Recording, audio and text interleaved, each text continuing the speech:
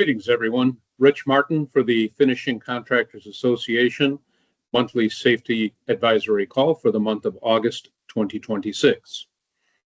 Today's topics will be confined space awareness and safe lifting in the effort to prevent back injuries and raise awareness of work operations that may not be frequently encountered, but they occasionally do happen. So we want to make sure that people are aware of the potential hazards of working in confined spaces as well. You will notice at the bottom of the screen the transcription of my comments in Spanish. We are providing those for our Spanish-speaking audience, and we'll see how it goes. If people like it, please let us know. If we don't, please let us know, and we will adjust in our efforts to continue providing ever-improving content. So let's begin. As we look at the topics of confined space, it's a topic near and dear to my heart. Many of you know that I was a firefighter before I became a safety professional.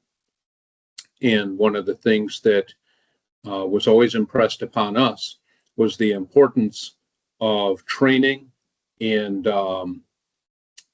practice and experience in order to prevent injuries and incidents from happening when working in confined spaces.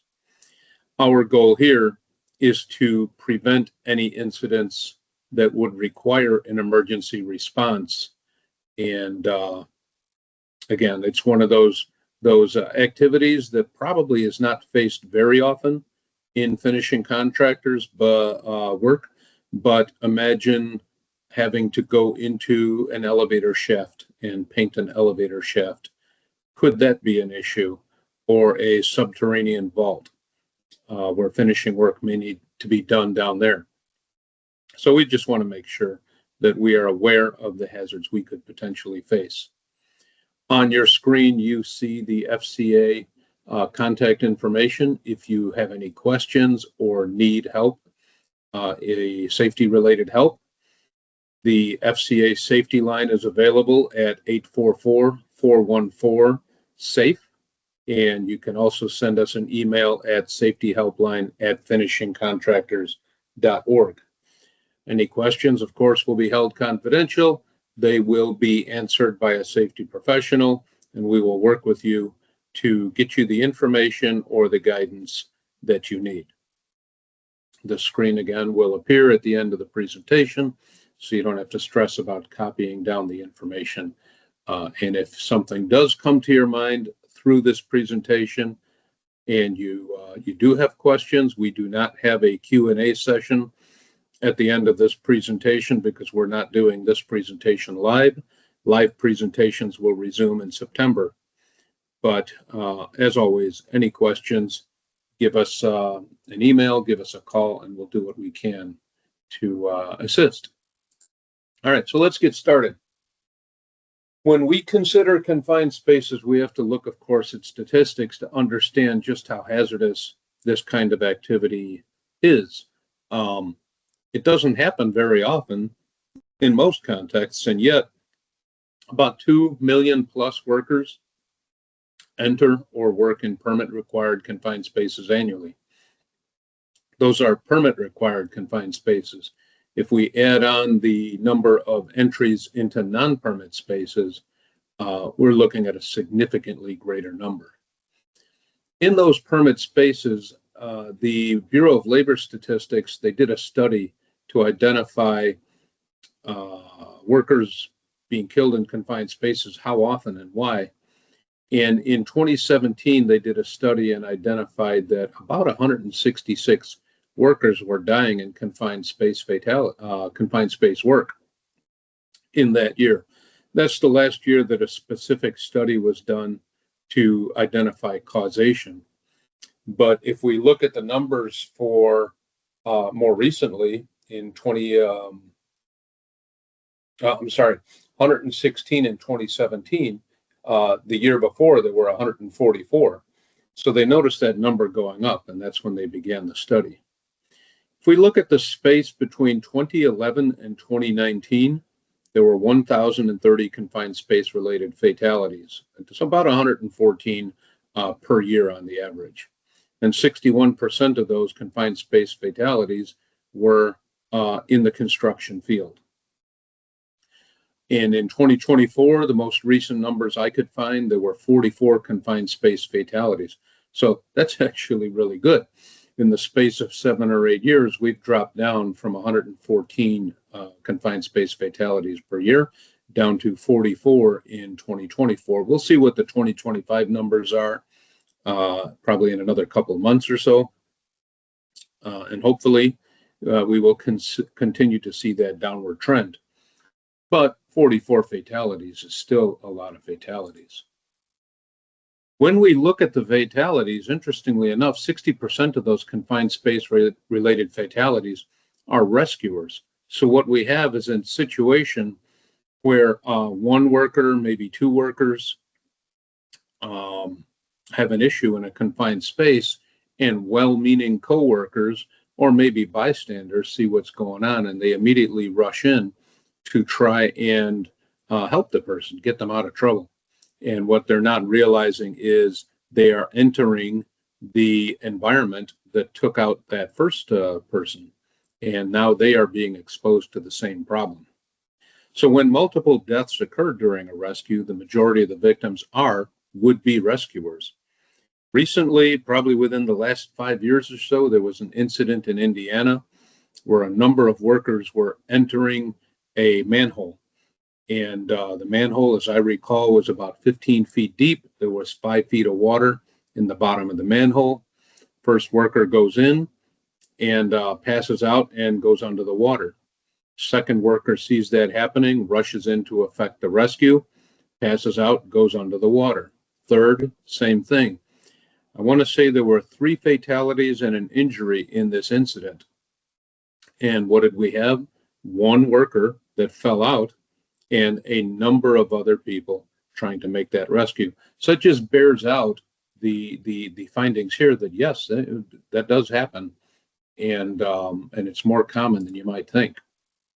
So why is this happening? 166 confined space fatalities in 2017, 61% in construction, and despite our improvements, our education, the tweaking of OSHA standards, the enforcement by OSHA, we're still seeing quite a number of fatalities, confined space fatalities in 2024. So 85% of the time that there was a fatality in a confined space, there was a supervisor present. What that means is that there was somebody in charge directing work activities, and it wasn't just a bunch of freelancers running around doing their own thing, okay? 29% of the fatalities were the supervisor.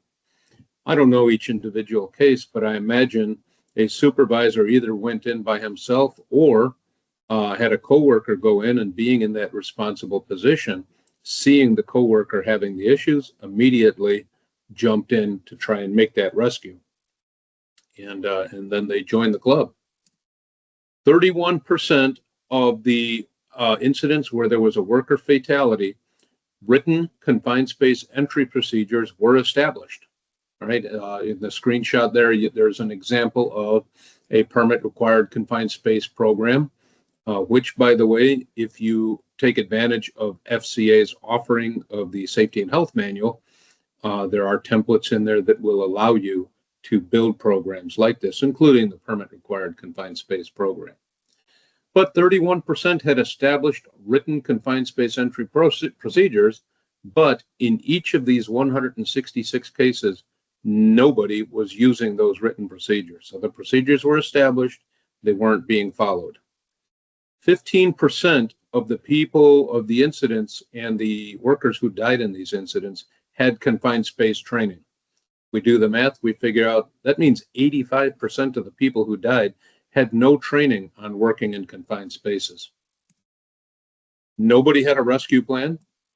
95% of the victims were authorized by supervision to go into the space, and none of the spaces were tested prior to entry.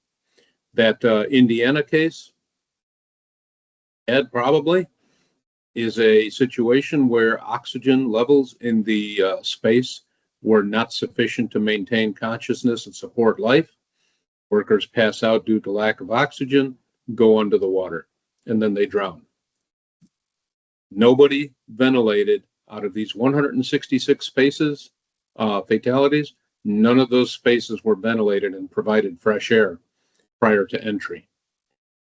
So these are the things that anybody who is working in confined spaces needs to be aware of and needs to plan for. When we look at the type of confined spaces we have, there are confined spaces, and we'll call those non-permit spaces, and there are permit required confined spaces. So if we look at the difference between the two, what is the difference between a confined space and a permit space? In order to figure that out, we need to do a confined space hazard assessment. This is easy to do in the manufacturing setting because your confined spaces are there. They're always there, they always will be there, and they never change. In construction, this is much more important because your confined spaces change from day to day and from job to job. So if we are working in a space that we suspect might be a confined space, we need to establish just what kind of confined space it is. This is an example of a confined space hazard assessment form. Again, is provided in the permit confined space program in the Safety and Health Manual template. So as we look at the definition of a confined space is a space that is large enough to enter with the whole body, and it has a limited means of access and egress. In other words, getting in and out is more complicated than just walking through a doorway. You have to open a hatch, you have to use a ladder, you have to be lowered in with a harness. There is no standard opening for you to get in and out through. And it must be not designed for continuous human occupancy. So you must have all three of these components for a space to be considered a confined space. Many people think that a confined space means a small space, but the space you're working in could be a very large space, but have a limited means of access and egress, or may be not designed for continuous human occupancy. If we look at what makes a permit space, well, we start out with a confined space. We've already established that the space is big enough to get into, limited means of access and egress, not designed for continuous human occupancy. It meets all three. So now we know it's a confined space, but is it a permit space? If the confined space has a present or a potential for hazardous atmosphere, or a risk of engulfment, or a risk of entrapment, or any other serious recognized hazard, it becomes a permit required confined space. And this means the space needs to be addressed as a very high risk for your workers, and specific actions must be taken to eliminate or control those hazards so workers can work in those spaces safely. So if we have a confined space plus any one of these other hazards, then it becomes a permit required confined space, and we cannot treat it as just another confined space. If we are working in a permit required confined space, we have to have those written procedures. We have the permit required confined space program. We already saw the screenshot of that earlier. Now we have to follow a confined space entry permit process. This is an example of the entry permit that we provide in our Safety and Health Manual template in our permit required confined space program. If you use this entry permit, you will follow the process and identify all of the potential and present hazards. You will identify the corrective measures you will use to protect workers from those hazards, and you will document everything as OSHA requires when working in permit required confined spaces. When we look at the fatalities by cause in confined spaces, 47% fatalities are atmospheric hazards. That is primarily going to be oxygen deprivation, but it could also be toxic gases such as carbon monoxide, hydrogen sulfide, styrene, byproducts of combustion, byproducts of chemical processes. But note that almost half of the fatalities in confined spaces are atmospheric, which means that if we can eliminate the bad gas and put in good gas or fresh air, then we've eliminated that hazard. 21% of the fatalities are due to engulfment. That means that the entrant was covered over and smothered by a product. It could be water, for example, in a manhole or in a tank. It could be grain or powder in a bin or a hopper. But ultimately, the engulfment process cuts off your air, and then also the weight of the product prevents you from being able to breathe. 19% were killed due to toxic exposures. 10% were killed with blunt force trauma. Often that means that something just fell on them while they were working in the space. 2% were by electrocution, and 1% were killed through burns. So out of that 166 fatalities that occurred in that study, these were the major causes of the fatalities. When we consider the fact that half of the fatalities were due to hazardous atmospheres, well, that brings us to the recognition that we need to identify whether or not the atmosphere is safe to breathe in. If we look at this multi-gas meter on the screen, we can see that the readings are 0 for combustive or LEL, 0 for carbon monoxide, 0 for hydrogen sulfide, and 20.8 for oxygen. This is ideal. This is what the fresh air that you would expect to breathe should look like. Keep in mind that this multi-gas detector is only detecting 4 out of the potentially hundreds of thousands of gases and vapors that could be in that space.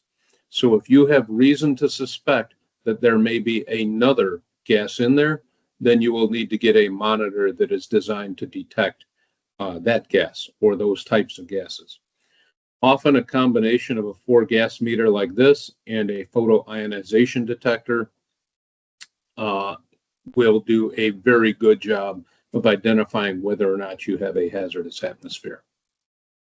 Said oxygen deficient enriched. Remember, oxygen deficient, our ideal atmosphere is going to be between 19 and 21%. I'm sorry, 19 and 20. 19.5 to 22%. Sorry, I had a brief brain stutter there for a moment.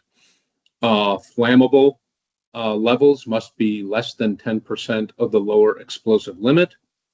Carbon monoxide, we want to see less than 50 parts per million. That's going to be your OSHA level, or less than 35 parts per million, which is going to be your NIOSH level. The 35 parts per million is a safer level. And if your meter is calibrated for 35 parts per million, that's just an extra level of protection. Hydrogen sulfide needs to be less than 20 parts per million in order to be considered safe atmosphere to work in. Toxic atmospheres, we already mentioned carbon monoxide, we mentioned hydrogen sulfide. There could be hydrogen cyanide, off-gassing from chemical processes. Mixing chemicals can cause gases to come off. Not too long ago, there was a case in the area here where a worker was overcome by styrene vapors while working in a pipelining project, and the styrene vapors caused him to pass out, and he ended up losing consciousness and going under the water. So just some toxic atmosphere examples there. As we look at engulfment, we mentioned that smothered, buried, covered, or asphyxiated by a liquid or flowing solid such as sand or grain. This happens often in grain silos in agriculture, aggregate hoppers in asphalt and concrete manufacturing, getting into the hoppers and being covered over and engulfed with moving and flowing sand, stone, or water can not only cut off your air supply, but the weight compresses your body to the point that you have the asphyxiation by constriction. Think of a boa constrictor. A boa constrictor does not crush you to death, break all your bones. The boa constrictor just tightens up on you. And every time it feels you exhale, it just constricts a little bit more until eventually you can no longer expand your chest enough to draw in air and you suffocate. Entrapment, OSHA defines entrapment as a space that has inwardly converging or sloped walls or floors, such that the worker can get trapped in a cross section at the bottom of the slope. So as we see here, we have an example of a hopper bin this is a precast manufacturing plant. The inset shows the narrowed area at the bottom where the worker could become trapped, or the worker may not be able to get themselves out, self-extrication, and that could be a form of entrapment as well. A funnel into machinery, for example, sliding you down into moving machine parts, that could be. And when we look at entrapment, OSHA basically defines entrapment as the victim cannot self-extricate. They can be entrapped and suffer dehydration, bleed to death, or otherwise succumb unless someone is able to get them out. When we consider workers going into manholes and passing out at the bottom of the manhole, if they had a retrieval system, wearing a harness with a lanyard attached to a winch, a person outside of the space could have pulled them back to the opening and pulled them out and removed them to fresh air, and they would have had a chance at recovery. Other serious recognized hazards, we're looking at any hazard that will affect the employee's ability to rescue themselves. We have to identify what is the potential for harm. Can it affect the employee's ability to get out? So moving machine parts. Very often in confined spaces, we only concern ourselves with things like atmosphere, engulfment, entrapment. And the other serious recognized hazard could be anything in that space that might be a problem. Moving machine parts in a service pit or in a vault of some kind, well, that can be eliminated through lockout tagout. And as we look at lockout tagout, remember, lockout tagout does not apply just to electrical. Very often we start and stop at electrical. But consider high or extremely cold temperatures. Consider air or fluid pressure, gravity, where things can fall on you. For example, in the initial assessment, we identified that a good number of people, I think 10%, were killed by being struck or having something fall on them. Well, there's your gravity.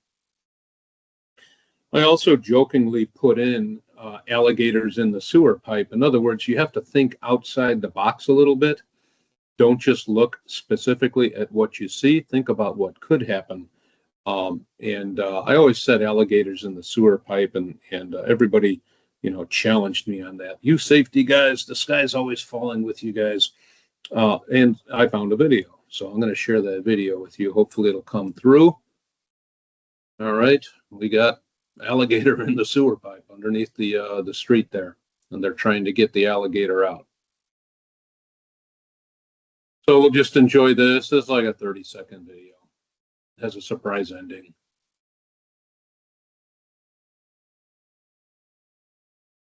Alligator does not want to get captured. Its roll escapes the tool, and hey, there's another one. All right, and now he's coming after the person you're going to see jumping out of the way. All right, so there's your alligators in the sewer pipe. Think outside the box when you're looking at a space. Don't just think of what is, think of what could be. Keep in mind, too, the distance to the exit, but also the complicated route to exit. If something happens, we want to be able to get out in a hurry, so we have to plan for that as well. All potential hazards must be evaluated and controlled or eliminated before we go into that space. We look at thermal energy, burns and frostbite. So you don't want to be in a steam vault, for example, nor do you want to be working in extremely frigid temperatures. Insufficient lighting can be a hazard in confined spaces as well. You may not see a hazard in the space, or it may make it difficult for you to work safely. So when you're working in confined spaces, make sure you have plenty of lighting. Recommended bring in 12-volt battery lighting as opposed to corded 110-volt halogen lighting.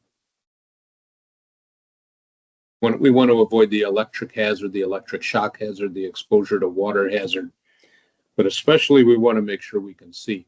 Helmet lights are good, but helmet lights often only light up the area that you're looking in, and if they're not shining where you need to look, you may bump into something or even fall through a previously unrecognized hole. Remember, we said 60% of confined space fatalities are the rescuers, and when multiple deaths occur, the rescuer becomes one of the victims. You see here in the picture an example of a confined space entry where the worker's wearing a harness. They are connected to a winch, a lanyard on a winch there, tripod over the space. And when they go down, if they have a problem, we don't have to send a rescuer down there to get them out. All we have to do is wind them back up to fresh air, drag them out. If they're unconscious, maybe we need to do first aid CPR. Maybe we need to call emergency response and get them to the hospital. If it's a horizontal space, it's a good idea to have a rope tied to them so that if they do pass out in the space, you can at least drag them back to the opening. But what we want is a situation where rescue has been planned, where no one has to go in after the person. So that's our confined space module there. Any questions, any comments, any assistance needed with developing a program or working with confined space permits, please contact us. Now let's look at safe lifting and back safety. Types of injuries that we get to our back are generally strain and sprain. Those are going to be muscular or tendons primarily.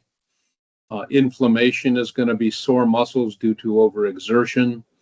Repetitive stress can cause back injuries such as disc compression, herniated discs, ruptured discs, carpal tunnel syndrome, even sciatica and nerve impingement, and eventually nerve damage. And then damaged connective tissue can occur as well. So your cartilage can be damaged and torn. Tendons and ligaments can be injured, these typically require surgery. And back surgery usually can provide some short-term relief, but most people that I've talked to who have had back surgery say, yeah, your back's never the same, and it's going to continue to be a problem going forward.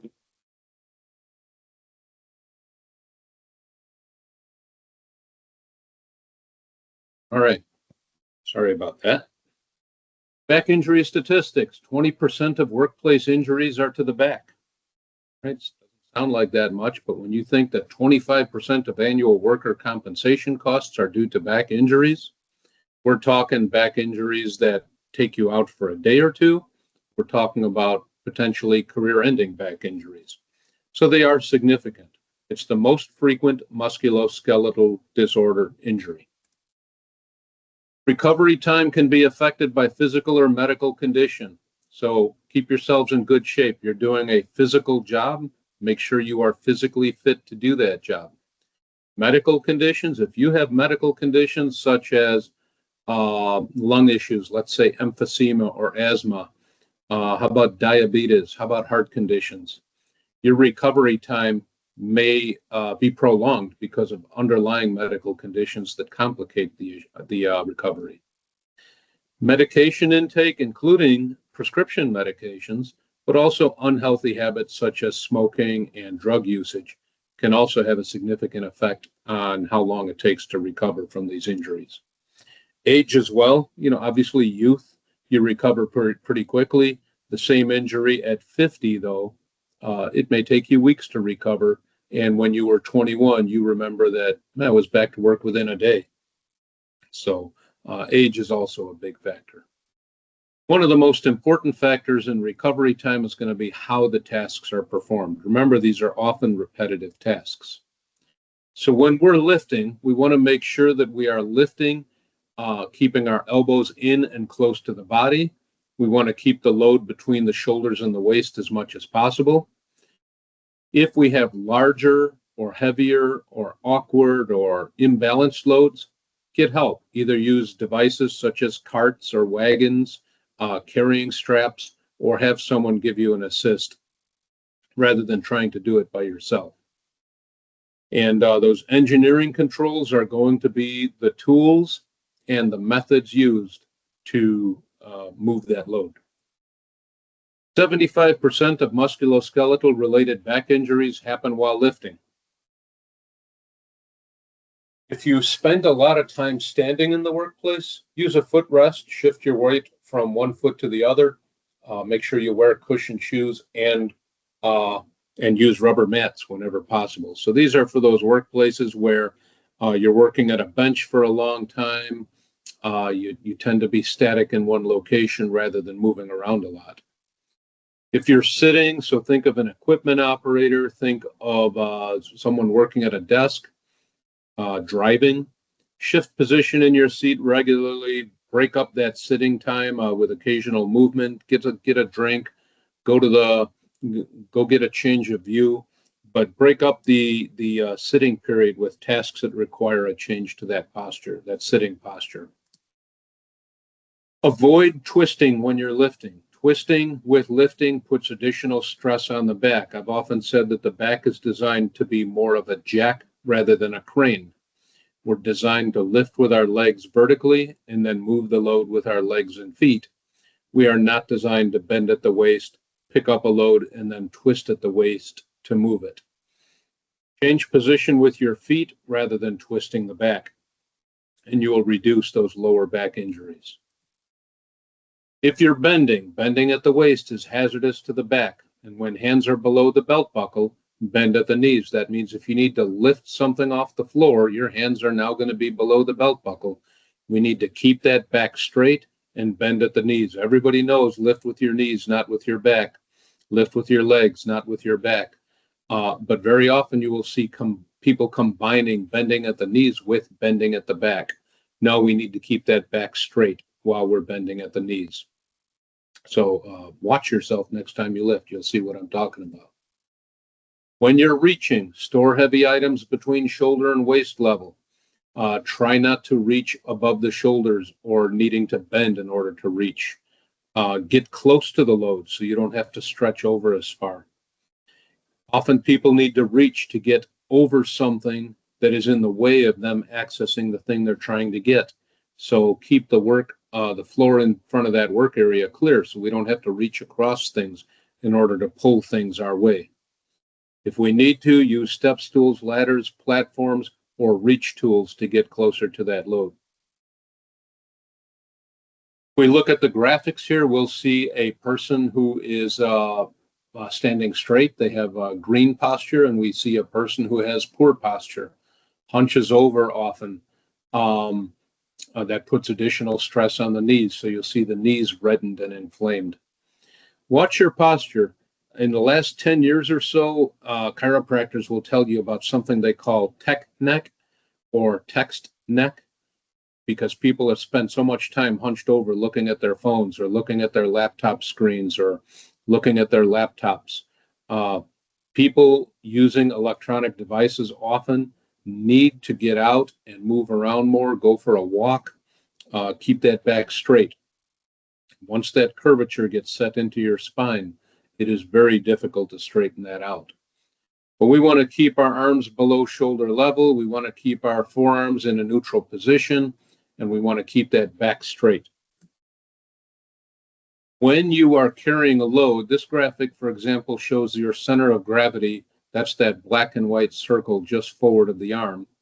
And a person is holding a box weighing 10 pounds. If they extend that box out to arm's length, the center of gravity moves out, and the stress on the back has been increased from 10 pounds to about 100 pounds on the back.